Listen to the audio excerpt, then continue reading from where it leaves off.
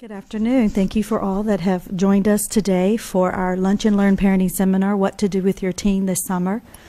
Hi, my name is Tanya Lee. I'm the Quality Assurance Specialist for the NIH Child Care Programs, and the Lunch and Learn Parenting Seminars are something that we've been doing for about 3 years now, and we're very happy to offer this seminar in conjunction with our 2011 Summer Camp Guide that we actually passed out to the NIH community last week and this week. And this is what it looked like. We do have extras here in building 31, room 6C, room 10. For those of you that are joining us through the webcast, you can actually access and ask for one electronically by visiting the NIH Child Care website, which is also a link on the page in which you access this webinar. Before we get started, I do want to do a few little housekeeping items. For those of you that are joining us here in Building 31, as I mentioned earlier, please use your microphone if you have a question so that those that are joining us through the webcast will be able to hear your question. For those of you who are joining us through the webcast, we do have a link for the handouts as well that you can print those out, and also the slide presentation will be available to you side by side with the presenter as she speaks. Each year that I've done the Summer Camp Guide, time and time again we have parents of teenagers say, well, what can I do for my teenager for the summer? They're a little too old for camp, but are they old enough to work? Who do I need to contact? What is the student volunteer hours I'm hearing about? How can I keep my child busy and happy for the summer? And so this year we decided that this warranted us to have a Lunch and Learn Parenting Seminar specifically for this topic. So we'd like to thank all of you for joining us today, and would like for you to help us welcome back Jennifer Alfonso, who's here to do our seminar with us today, who has lots of experience with teenagers, and I'll let Jennifer introduce herself. Great. Thank you very much. Thank you. Good afternoon, everybody. We're energy level. Just to let you know, my background, all the information about my background is also listed on the last page of our handout, but just briefly to let you know that I used to be the clinical director of a therapeutic high school. So I'd worked with teenagers. I also right now run anger management groups for teenagers, as well as pet therapy groups for teenagers, and do individual counseling with teenagers. So I do a lot of parenting work, and I've done a lot of parenting seminars as well. And so pulling from that experience, I also want to talk today, besides what to do with your teen during the summer, is also a little bit about how to talk with your teen about what they're going to do this summer. Because I think sometimes we have ideas for what we'd like our teen to do during the summer, but it's not exactly the same ideas that they have in their mind about what they want to do for the summer. I do want to remind you about the summer camp guides, that there's 2 guides. So for those of you who aren't on site too, to make sure that there's a guide that is if you're outside of Montgomery County, and then a guide that says Montgomery County on the side as well. So there's 2 different versions. So make sure that you've picked up the correct one for yourself in terms of if you are interested in doing summer camps for your teen. There is also, for those of you in Montgomery County, a summer camp guide as well here on site and location. And there'll be a resource to that also listed in your handout. If you have questions, I'm a very informal presenter. Please feel free to contact, to ask me questions as we go along. And you can also contact me through my contact information, which is on the last page of your handout. Because whether you like it or not, you're now all my clients for life. Okay. There's a lot of issues when it comes to teens about what they're going to do in the summer. Also, what summer opportunities exist for teens. How do you get a work permit for them? How does that work? How do you even talk to them about it? Because again, they have their own ideas. From a lot of the work that I do with teens and their families, one of the things that we find out is that summer often becomes a lot of the struggle. It becomes a struggle about the fight about, I don't want to have a job, I want to hang out with my friends. Or this is not what I want to do. I don't want to do my service learning hours. I'm going to wait to do them. And we'll talk about what the service learning hours are as well. But as we know, for those of us who know about them, that in the schools, that they're becoming mandatory that children must do some sort of volunteer work. And a lot of children want to wait to do those. Some don't. Some are gung-ho and they're overachievers and they want to get all their hours in. They want to get the special tassel when they graduate because they want to have the maximum amount of hours so they can achieve that. But there are also some students and children who don't want to do them. And so we'll talk about that as well. But what I want you to think about is, why is planning ahead so important for our teens? Why is that something that we want to do? And we know teens runs the gamut. So we have 13 to kind of 18, right? A lot of times when our children are home, even in between college, they're home as well. But we're primarily talking about that high school age or even some of those middle school ages. What do we do with those? And 13 to 17 is a very different what kids are capable of doing on their own versus what they want to do on their own. So what I'd like you to do is, if you're not on site, I want you just to think to yourself, maybe jot down a reason or two why planning ahead is important. For those of you on site, what I'd like you to do is, I'd like you to turn to your neighbor and I'd like you to come up with maybe about 4 to 5 reasons why planning ahead for your teen is extremely important. Go ahead and do that now. So you want to turn to your neighbor. You have about 90 seconds.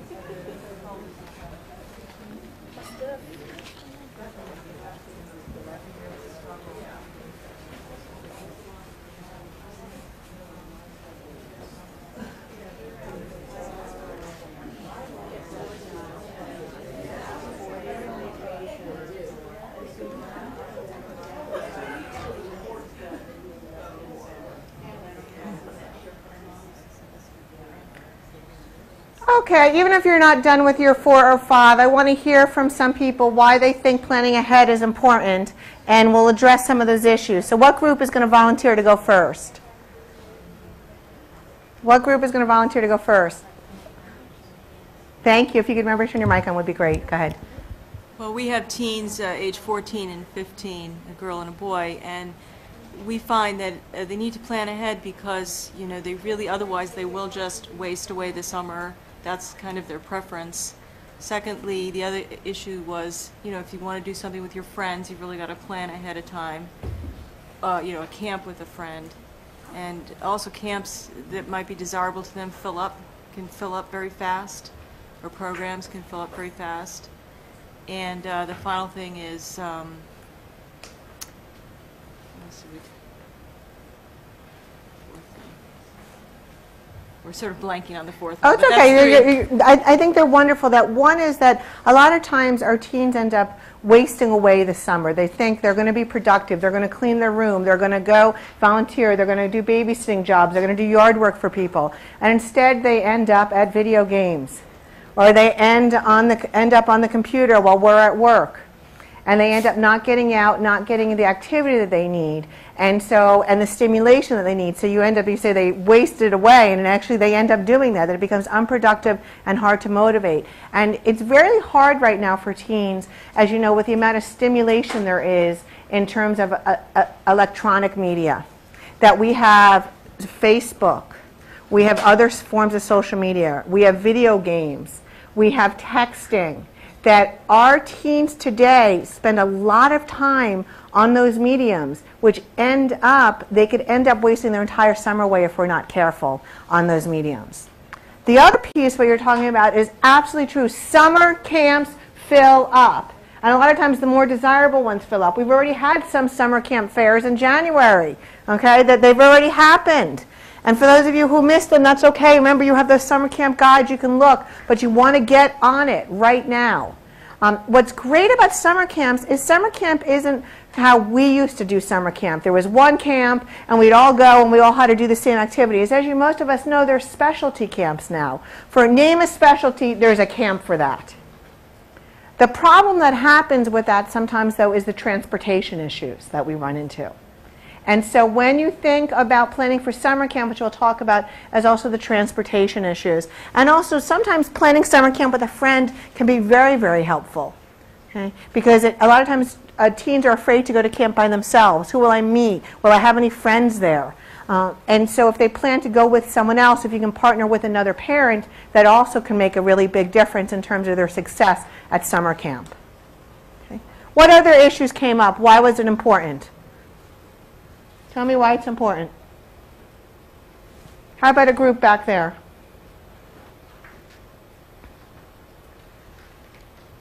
Yes, let's hear yours. If you can turn your mic on, yes. I always like to plan ahead so we could plan our family vacations far enough in advance so that we could make reservations. Okay. So that you can plan your family vacations at a time so you can make reservations. Absolutely. I mean, if I think about it right now, I'm actually planning a trip to the Galapagos at the end of the year because everything fills up. So you got to fill up, you got to plan ahead of time when we're planning that. That's just the way the nature of the way our society works now, is that you have to plan ahead. The other piece that I think is important to remember, that we know a lot of times, not all teens, but some teens, even our straight and narrow teens, get themselves in some trouble when they have a lot of downtime. And sometimes it's not big trouble. Sometimes it can be more serious trouble. I'm thinking right now about a friend of mine that her son, just the other day, he's 13, and a bunch of his friends, they let them stay alone in the house by themselves, and they ended up taking the telephone, and did they forget about caller ID? They made tons of prank calls with bathroom humor. Okay. And that's what they did when they were there. Was it the worst thing ever? No. Was it disrespectful? Yes. But it really was not a useful use of their time when they were there. Other teens have been known to do a lot worse things when their time is not structured. And so having that structure also teaches responsibility. It teaches them, we're setting them up so that they learn how to use their time productively. And I think that's one of the most important things, is that we have to teach our teens how to use their time productively. We have forgotten the importance a lot of times in our society that you have responsibility, you have to do this responsibility, because we're setting them up so they can be successful for the future. And if we don't set them up with something to do with the summer, whether it's service learning hours, whether it's a structured what they're going to do during the day, that we sometimes are not setting them up for success as they leave our house. Because I can tell you, when they go to college their first year, it's pretty unstructured, correct? So teaching them at a young age, and for those of you who have younger children too, teaching them at a young age of how to put structure into their day is a really important component on how a child grows into a successful adult. Okay? Because some of us here probably suffer also from procrastination, correct? And the more we teach our teens how to structure and how to set things up, it also decreases the likelihood of them procrastinate in their adult lives. We also hear, "Mom, I'm bored. I've got nothing to do." And especially if we limit our technology time for our teens. Okay? If we limit that time as well, you tend to hear, "Mom, I'm bored." And the other piece is about safety at home. Is it safe for them to be at home? Is it safe if they have friends over if no one's there? And also, there are programs at local hospitals that you can have your teen go to learn about what to do when they're home alone. And there actually was a training here at NIH that is also available by webcast. It's on the internet. On the archives. On the archives. And one of the things that it does is it talks about to assess whether or not your teen is available, is ready to be home alone. And I think that's an important piece. And for those of you who have teens who do babysitting, you should absolutely enroll them in a babysitting course. Because one of the things that babysitting courses do is the babysitting courses go over, what do you do if there's an emergency? What are the steps you take? And we can tell that to our teens over and over again, but sometimes it's better for them to hear it from someone else. Okay. And so that's an important piece too, in terms of safety. The other use, we can use our summer to prepare constructively for college, that we can set up for college. If we know our teens have specific interests, getting jobs in the areas that they're interested in can also boost their resume to have them stand out against other candidates. Okay. It's also a way, the summer is a way to connect with your teen when they're still in your house, before they move out. And one of the things that I recommend in the summer is that if you can, make sure you carve some time out with your teen in the summer to do something with them. And maybe they might sit there quiet and not say anything. Some of ours talk more than others, but still to try to build that connection. It's a partnership. It's no longer we tell them what to do and they do it, because now they're growing to the age where they're their own people. My sister said to me, I wish I could just chain my child to the door and just leave them there all day. That they would do what I want, or I could put them in a crate and just leave them there like we do with the dog. But unfortunately, we know, and fortunately, that our kids have their own minds. So part of it is about building that partnership with them too, which we'll talk about how to communicate with them a little bit more effectively. And our role as parents, our role is to get them prepared for their future so they can be successful adults. That's really what our role is. What sort of opportunities exist for teens over the summer? Volunteering. You want to be careful sometimes with volunteering. We think, oh, they can volunteer here, they can volunteer here, but sometimes there are age restrictions for volunteering by themselves. Are you aware of that? Okay. That there's age restrictions. There's also sometimes some volunteer organizations require a guardian when you're volunteering unless you're at a certain age. And so sometimes it's harder than it seems. So there's a lot of good resources for volunteering. For those of you in Montgomery County, we do have brochures that you can pick up in terms of volunteer resources in Montgomery County. There's actually a volunteer center where you can get information.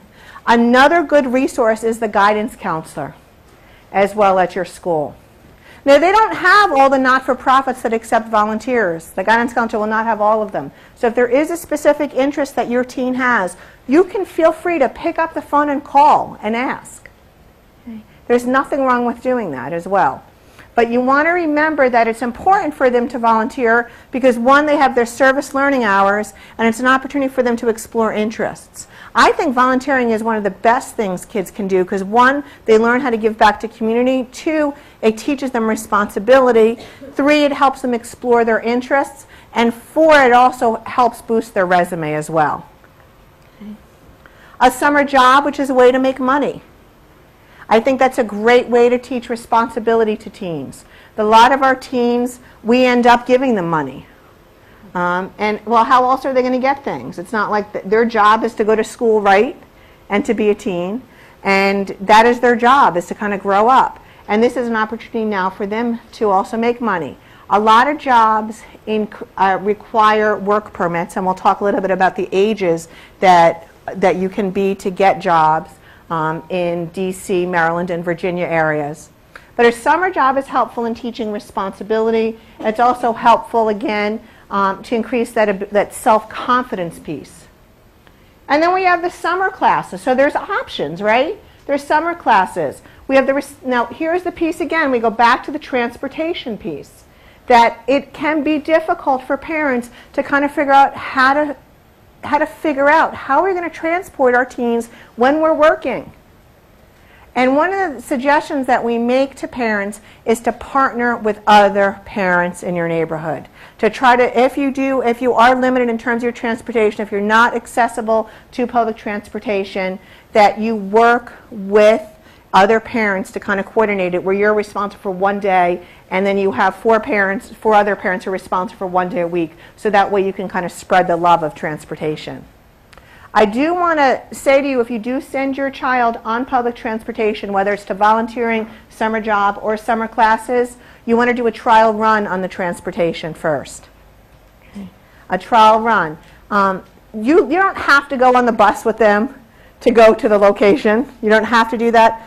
But I would suggest that you have them try it themselves before that first day of work, so that they can see how long it takes. Because if a lot of our kids who have not taken a lot of buses don't understand that sometimes it's longer if you don't get there a specific time, that you end up waiting because you've missed the bus. So some of our teens are less public transportation savvy than others. So it depends kind of where you live, whether they've used it or not. For those of us who are more in the suburbs, a lot of our teens don't take as many buses as if we're more in the city location. And that's a really important piece to look at. Summer classes are important as well. You can do college level courses. You'd want to talk to your guidance counselor about those opportunities. A lot of courses also have prerequisites.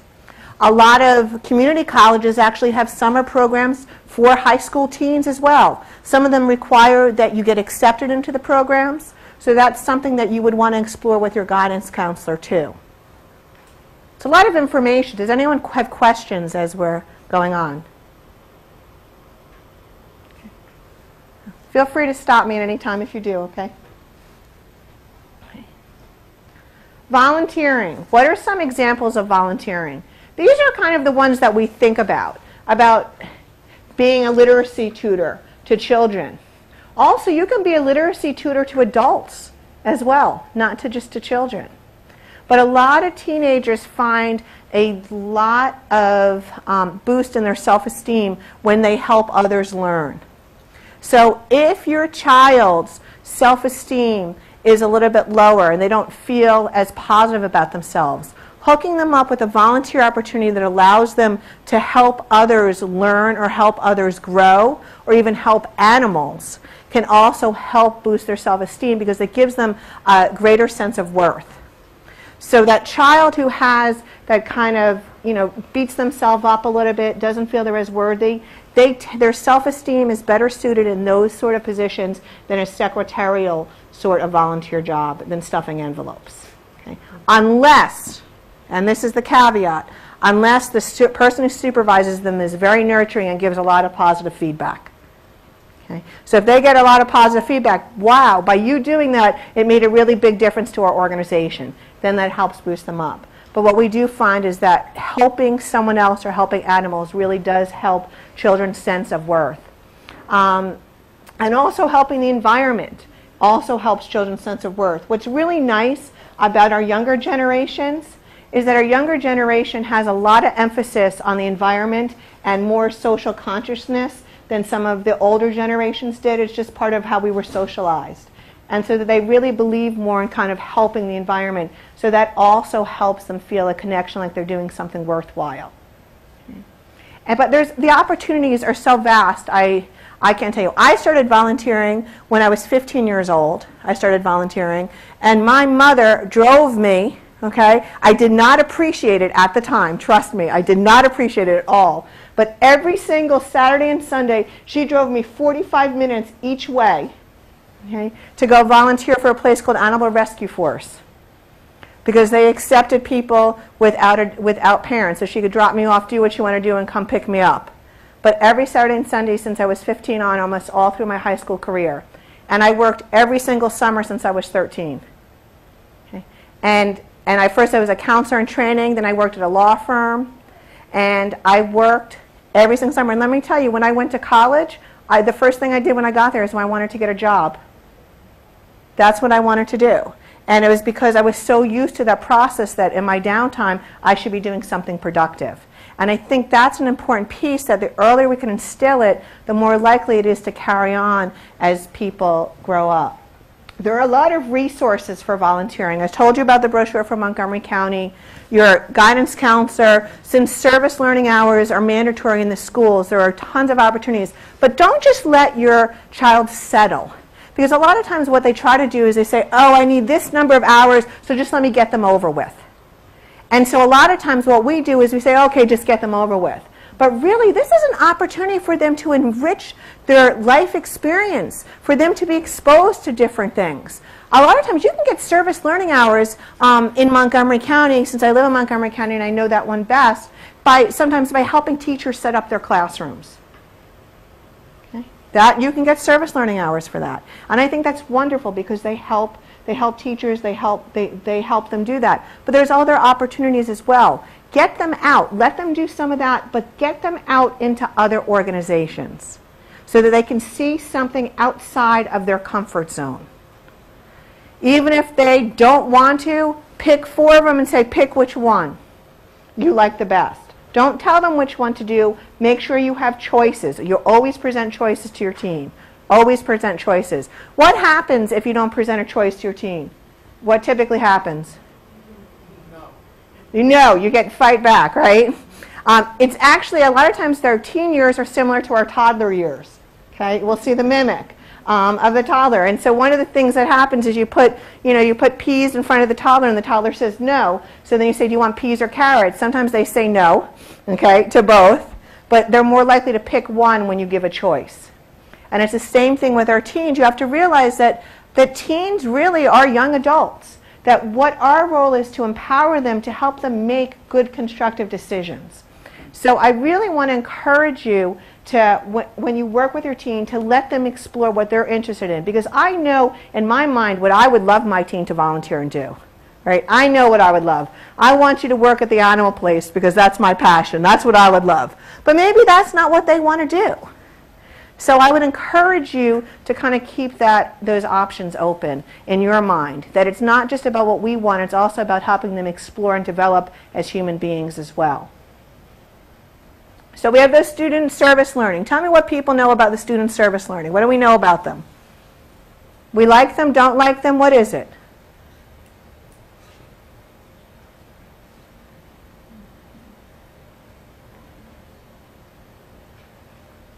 Yes. Well, there's forms to fill out, which is kind of a pain. And I think the part that the kids dislike the most is there's that question, well, what did you learn from this experience, and describe, and all that, so they don't like to do that. And then there's deadlines also. I mean, you've got to get them in if the activity occurred in the summer, you've got to get in by a particular date in the fall, and, so then it expires if the kids don't turn them in. And then there's, it seems like there's a lot, but it's going to be hard to tell. I've been to that Montgomery County volunteering website, and you can't just search, well, what's available for 14-year-old. You can't give a specific enough search, and so you end up having to go back through, and many of them are listed, but then when you actually contact them, they say, oh, no, we don't take teens. It's wrong on the website, and, it can be really kind of a daunting process. Yeah. And then, the final thing is my daughter really hates, when she has done some of these things and she gets there and then there's nothing for her to do. And, there's no one to tell her what to do, or there's really not enough work. They have too many kids and there's not enough for them all to do. So she ends up sitting there for 2 hours and then she doesn't feel, she doesn't have the self-esteem boost that, you kind of expect them to get out of it. And I think you bring up several valid points about the service learning hours, that the system is not perfect. Okay.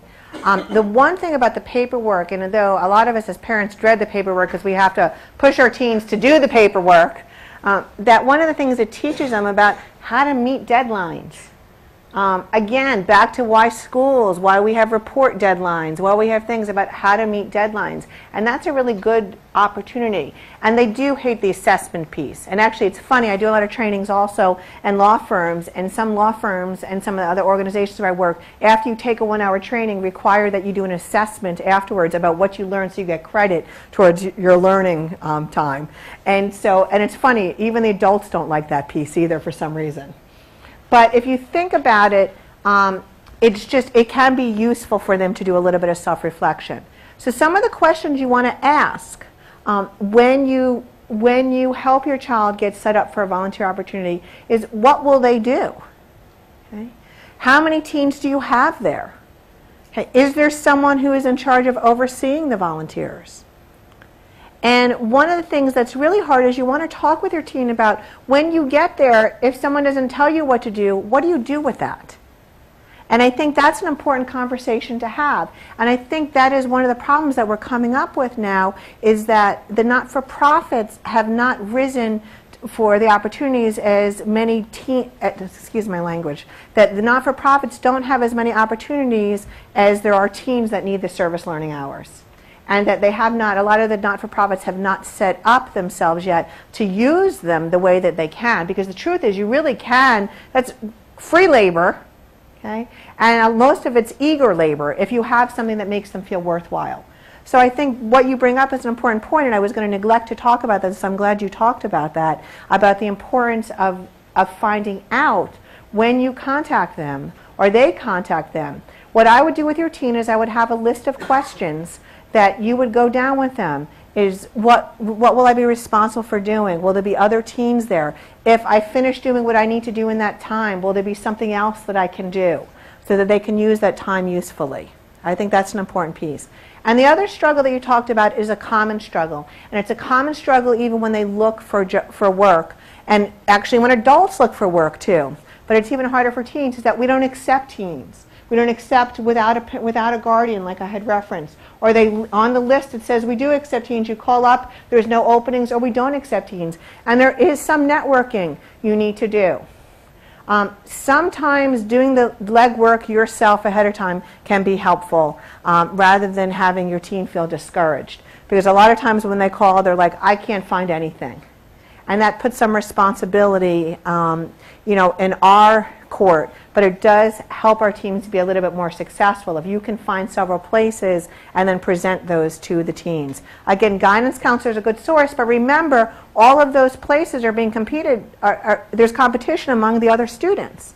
So there is a sheet actually in your handout about places that you can network as well for volunteer opportunities. And if you go to, let's see what page we're on here.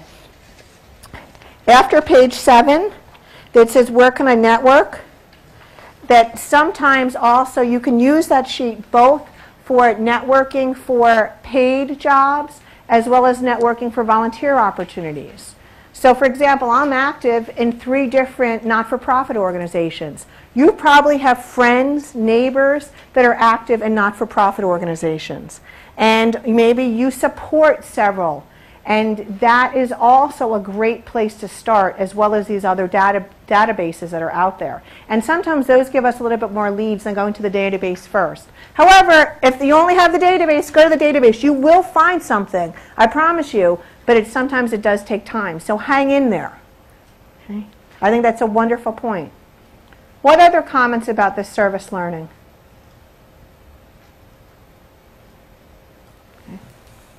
We think it's a good thing, or we don't think it's a good thing? Yes? No? Personally, I think it's a wonderful thing, but let's hear what you were going to say. Yes? I mean, fundamentally, it's a great thing to get them out there. The problem that I have now is the motivation. I mean, the motivation seems to be primarily just to check off the service hours requirement. So I think having it as a requirement, although it's good because it forces kids who wouldn't do it otherwise to do it, somehow distorts what it should all be about. And I think you're right. It's a hard balance because now I have to do it, so it's less palatable. Okay? And so that's why the importance of choices is so important. And some of the reasons it starts to become just check off is because we're not finding what interests them. They don't feel value in what they're doing. So the importance, and I think this is where the struggle is as parents, is to find those positions, those service learning positions that would give them some importance. So like as I said, I think about my friend's son who helped set up that teacher's classroom. He feels so much pride afterwards because he's helped someone one-on-one. And he goes back into the elementary school where he used to go to school and helps that teacher who he had a connection with. And that makes a difference, and he really feels good about it, and he looks forward to doing it. And so part of it is trying to figure out what kind of would excite our teen. That it's not just about checking off the box, and I think that's where our role of parents is really important. It's not about just checking off the box. It's about, what would you like to do? Oh, I don't care. I just need to get it. All my friends are doing this. But, out of these 4 things, which ones interest you? I don't care. 4 people are doing this. And then you can say, okay, well, you can do that too. Would you be willing to do one of the other ones also? Just to have them kind of move and do something different than they might otherwise have chosen. Because I think that's sometimes where it starts to become less a requirement, and you can kind of help teens see what their interests are by helping them do service learning hours in different areas rather than getting stuck in the same area all the time. So you want to check with your local school district. We're all from different local school districts, so I'm not going to go over precisely each school district about what the service learning hours are. There's different requirements, and if you meet certain numbers, so for example in Montgomery County, if you have 250, you get a special tassel during your graduation ceremony. And there are teens who try to strive towards that. There are others who just try to strive to the bare minimum. Okay. And this is just an example for MCPS about how many hours you need to complete and when it becomes an effect. Okay. Summer jobs. How many of your teens here have a resume already? Okay. We got two or three hands. That's about it, and some laughing. Okay.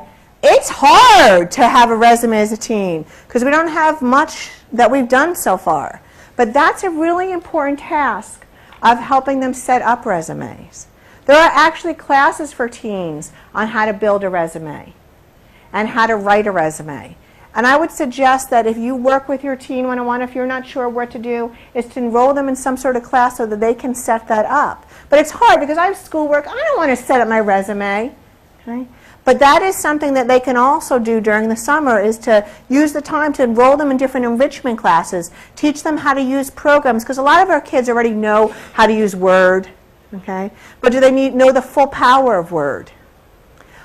In classrooms, they're now using PowerPoint for presentations, but do they know the full power of PowerPoint? There's also classes that they can take on, animation. And what I'm finding is a lot of the teens like the classes on animation. They like a lot of the classes on technology. And so you can kind of enroll them in those sort of classes. And if your teen does have an interest, a friend of mine, her daughter is completely convinced. She's been riding horses since she's 5. She's completely convinced she wants to be a veterinarian. That's what she wants to do. That's all she wants to do. It's what she has said for years. And so what you're going to do for her is want to look for jobs in some sort of animal career. We're not going to look for her for a job flipping burgers somewhere. Because when she applies to colleges and schools, you want to show that focused interest. And so that can also be helpful to boost your child's resume, as if you focus in on an interest for them. If they don't have an interest, okay, it's okay to show well-roundedness, but you do want to show that they have the ability to hold down a job, to be responsible. That's a really big selling point after they finish high school. Whether they go to trade school, whether they go to college afterwards, wherever they're going, that's showing that I held down a job during high school, or even maintained a volunteer position for a set number of hours and set number of weeks, shows their ability to mark that I can do something and I can be responsible. The CPR class, has everyone here taken CPR? I don't see every hand shake up and down, head shake, okay? That is an invaluable tool. Also, again, for your teens who are home alone with their own friends home alone with their own siblings, okay? That enrolling them in a CPR class is an important piece of their personal safety, as well as the safety of those around them. That's an invaluable resource. And some of those babysitting programs do that as well, but you can have them do a CPR class. That won't take up their whole summer, though. Okay? It's not going to be their whole summer, but it is something. So you can set down for your teen, say, okay, you want unstructured time, and I'm fine with that, but here are 10 classes, 10 programs. I want you to pick 10 things that you're going to do off this list of 30. So that's another way. I know some parents, I just worked with a family not that long ago where because of transportation issues, and where they lived, they were unable to get their teen somewhere every single day, and it was just impossible for the way their lifestyle was. And so one of the things we did is we came up with that list, and actually their list ended up being 37 things.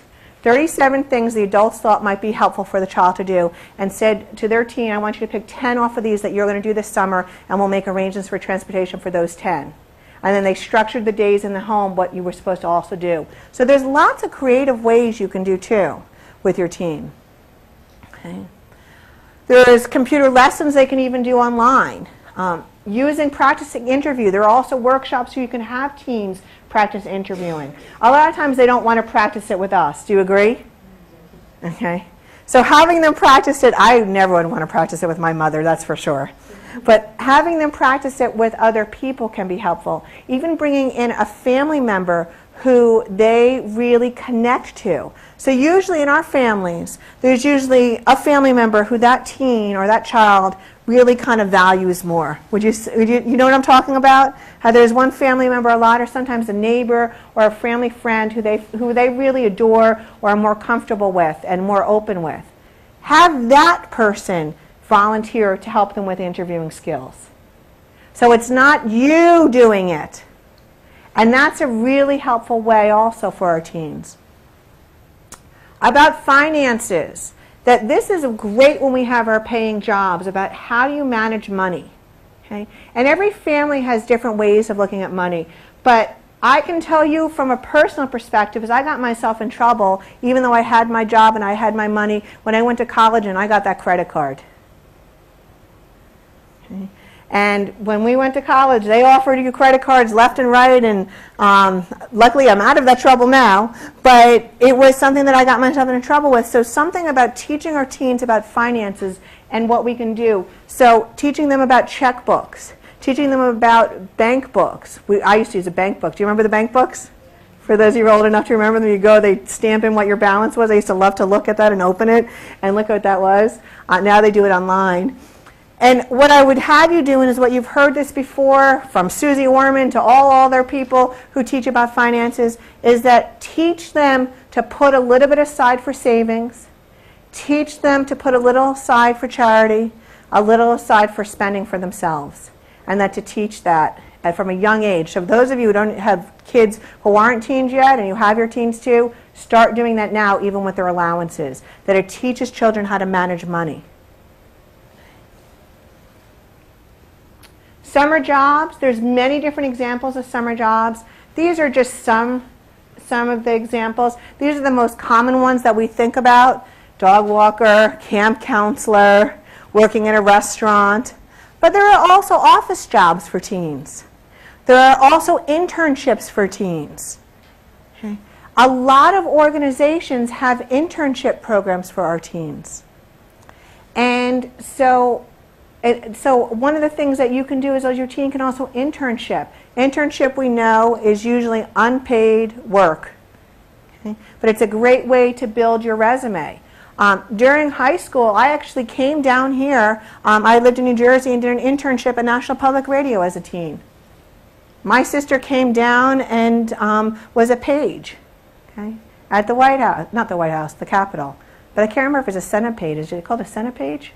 It's like gone over my head. I don't remember what it was.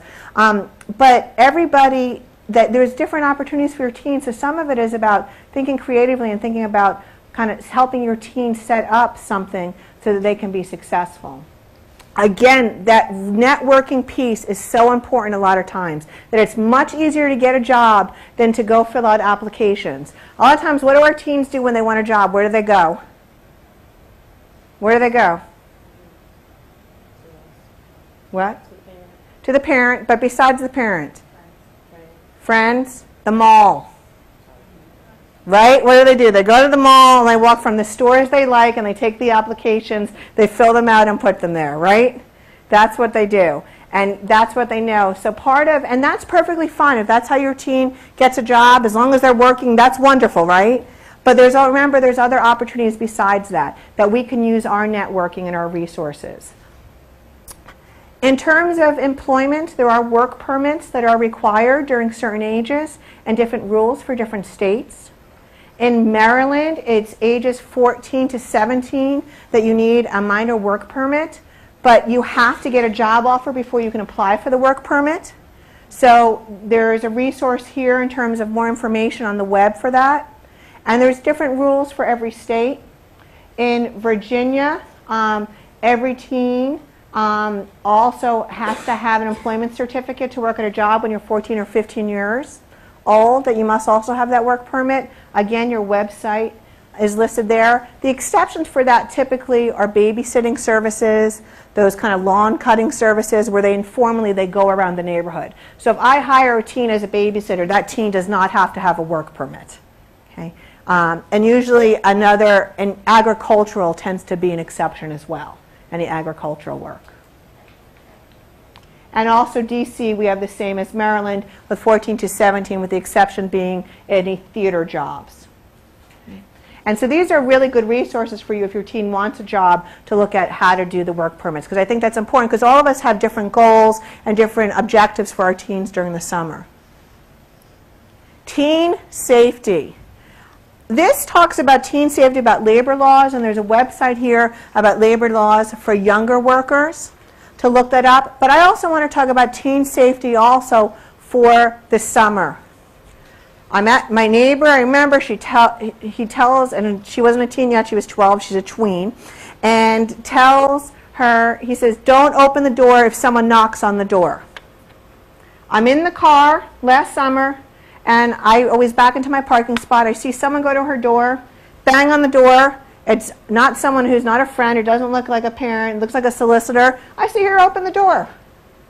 And I know that they've had that conversation with her before. And so I waited in my car, and then I actually used that opportunity, because I'm very close with my neighbor, as a learning piece, that, you know, I watch, and, you know, why wouldn't we want to open the door and kind of reinforce that someone else was aware of what was going on? But the fact is, we think they're aware of safety, but do they know what to do if there's a fire? Okay? My friend, unfortunately, just had a fire in her oven the other day. Her 13-year-old and 15-year-old are home alone. She puts her oven on clean, the clean mode, okay? She is out. She is out walking her dog. She's a cute little pug. Out walking her dog, and they see flames coming out of the oven, okay? And they see that. You know where they go? Down the basement. And place a call from down the basement, okay? These are 13 and 15-year-olds. You know, one of hers is AP tracked, very smart. The other one is very smart, but he's less motivated in school. And these are well-educated kids who you would have thought, in a crisis, I know what to do in safety. This is important for parents, for us to review. That they thought, well, we go down there because it's away from the kitchen, it's furthest away, and there's a little small window we can get out of. Okay? Then luckily she answered her cell phone. Okay? But why didn't she hadn't answered her cell phone? What would have been their next move? Okay? And they're really lucky. It turned out as nothing. It actually ended up putting itself out, and the fire engines came and all that good stuff, and there was nothing they had to do except unplug it and turn the circuit off. But it could have been much worse. So, and these are educated people, okay? She's a teacher, her husband's a doctor. We're not talking about, you know, parents who haven't educated and informed their children of what to do. And so I want you to think about, when your child's home alone, what safety stuff have you gone over? And again, look online at that archive about, is your child ready to be home alone, and also some of the ways you can prepare them to be home alone. Because we think they're prepared, but sometimes in that crisis, we forget. And for those of you who send your children out again for babysitting, boys and girls, they should take those classes, because it reinforces it from somebody else. NIH, you're all here at NIH. We want our teen to be in NIH too, right? A lot of us. Okay. Here's some of the information about how your teen can be involved at NIH. A lot of the NIH opportunities are 16 years of age. There's also student jobs on usajobs.gov. And some of the information is on there about the deadlines for March 1st and April, and volunteer opportunities. So you'll see the age up there for 16. Jennifer? Yes. I'd like to also add some information. Sure, go ahead. Again, this is Tanya Lee, the Quality Assurance Specialist here at NIH. I contacted each of these groups because also at the summer camp guide events that we have, parents will always say, what opportunities are in NIH for my child, my teenager? For the clinical support services, they need to be 16 years of age. You go to the website, there's an application. They typically do not start taking applications until the end of March. If you submit something now, they're not even going to look at it until March. For the summer internship program in biomedical research, that is actually a program that's nationwide. They typically get 10,000 applications for only 1,000 slots. So it's very competitive, and also there's a link there, and they do recommend that, especially for the summer internship, that the teenager contact the program. And the student jobs, that's also with USA Jobs, and you would need to look in the area of what student employment would be available. So there are some opportunities, but they're highly competitive. They're very few and far between. So make sure that you take notice of the deadlines for the applications and contact those programs directly. Okay? Thank you. And I think one of the things you said about highly competitive, most teen jobs are highly competitive, actually, because there's a lot of teens who are looking for, so not just here at NIH and government jobs, but even the jobs, even in the mall, that especially that they're highly competitive. So one of the things we suggest is that your teen kind of flood the market. And that's the part that's hard because they learn, sometimes this is the first time they've experienced rejection. And that I think that's an important conversation to have with them too, is that there's many, many people who are looking for jobs, and just like it's hard for adults to find jobs, that you have to send out, you know, sometimes 25 resumes before you even get a bite, right, till someone's interested. It's the same for our teens. And I think that's the hardest part as parents, to see our teens going through that. They get so excited about an opportunity and then they don't get it. And that's the part that's also difficult, because sometimes we have, this is going to be the plan, but that's not the opportunity that they were able to do. And so that's a piece as well. There is a part of the handout, and I can't even tell you, I recommend this as mandatory reading, this page, for every single person. If you turn after page 7, where it says where I can network, and then it says positive communication with your teen, but then the next page says positive communication with your teen, where it says positive and negative phrases you can say. And I would recommend that you take a look at this in terms of how we're communicating with our teen. And I'll just read a couple examples for those of you who don't have it in front of you so you can hear. That the negative might be, don't you dare talk to me that way. The positive would be, I expect you to talk to me without using 4-letter words. And if you notice the difference, that a lot of us, our knee-jerk reaction is, that is disrespectful, don't you talk to me like that. And yes, that is a lesson, but what you're doing is it's a shame-based response. Instead, if you say it the other way, you're setting up an expectation. This is my expectation. I expect you to talk to me in a different way, and this is what my expectation is. There's a very lovely book called Nonviolent Communication, and it's by Rosenberg, and I would recommend, it will help you when you're waiting on a long line, dealing with customer service issues, as well as working with your teen. Okay? And it's called Nonviolent Communication, and what it does is it talks about the difference between what we call these positive and negative messages. Another example for a positive and negative message. Here's a negative message. Why don't you do anything around here? That's the negative message. The positive message is, I'm angry that you've not picked up after yourself. What you're doing, do you see the difference? One is kind of attacking and one is accepting responsibility. You're setting expectations and talking about how you feel. By doing that, you're modeling to your teen how to kind of appropriately communicate. There was a training we did here at NIH on communicating with your teen, which is also in the archive, that goes over some of this. And that would also be a really good way to look at it. But if you don't look at that, definitely recommend the book, Nonviolent Communication, because it will look at the difference between that healthy and that negative piece. And you can use it with your partner, your spouse, your coworkers. So it kind of goes across the board. But it is very helpful, especially as our teens start to develop independence. And a lot of times when teens develop independence, they will fight back. They'll push back because they want their own space. And that's actually a very healthy reaction. But sometimes we don't have the tools on how to handle that. We take it personally. This is our baby, and they don't want me now. So that book will also help you in terms of how to express yourself. But getting back to the summer piece, just a couple more slides. The summer camps for teens, which we briefly talked about, that there's specialty camps, not just generalized camps anymore, which are lovely, and you have those binders that list our camp information. There's sports camps. Some of these camps don't last for the whole summer. They're 2 weeks. They're 1 week. Okay? So sometimes you have to do a whole kind of buffet of camps. You know, you have one camp for 2 weeks, the next camp for 3 weeks, the next camp for 1 week, then I take a course. So kind of planning that out. Again, there's the summer camp guide. And then the tip for college-bound teens.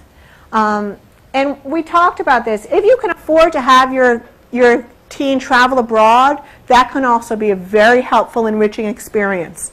That there are abroad programs. Your guidance counselor is a great resource for that as well. That is also something to do with your teen, is that you can kind of immerse them in a culture and in another language. It can even be English as well, or whatever language wherever you're from. You can even go back to your original country and have them attend a school there. Perhaps even visit a relative. A friend of mine who's from France, her daughter during the summer goes and stays with her parents. Okay? And she attends classes there, and so she kind of becomes enriched in the French culture every summer. So even if you don't have connections with someone in another country, you can still kind of have them be enriched in other ways. And travel abroad is very, very helpful. It kind of also teaches our children to recognize that we're a very global society here. Okay.